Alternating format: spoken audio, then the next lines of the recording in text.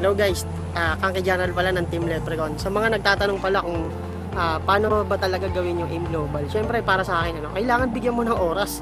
Kailangan hatawin mo siya, yung kumbaga, hindi yung kung kailan ka lang komportable. Kasi kailangan, para magka-resulta ka dito, kailangan umalis ka sa comfort zone mo. So, ano ba yung gagawin para umalis sa comfort zone? Kailangan mag-step up ka, aralin mo yung negosyo, tapos mas maganda kung magsasama ka kagad ng mga taong desidido rin gawin yung business kasi mas dadali yung yung pagtulak mo sa malaking bato na nakaharang sa mga dreams mo pagka may kasama ka.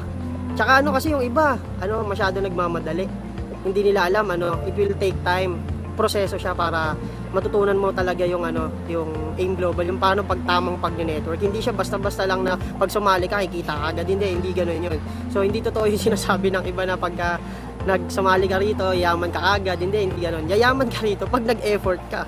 So kailangan bigay mo yung todo mo. Kumbaga sa madaling sabi, parang pag nag-girlfriend ka at nag-boyfriend ka, bibigyan mo sila ng oras para hindi kayo magkahiwalay. Kasi parang ganito, pag sa AIM Global di mo binigyan ng oras, tamarin ka, may inip ka, tapos makikipag-break ka, parang ganun din, magko-quit ka din.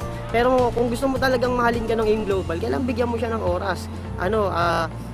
Sumama ka sa mga taong kasi gusto din gawin yung negosyo, tsaka yung may resulta. Kumbaga yung nakikita mo na okay sila, hindi yung makikinig ka dun sa mga tao rin na wala rin, hindi rin naman din ginagawa. Makinig ka dun sa mga tao na binibigay din yung full effort nila rito. So yun lang, next time ulit.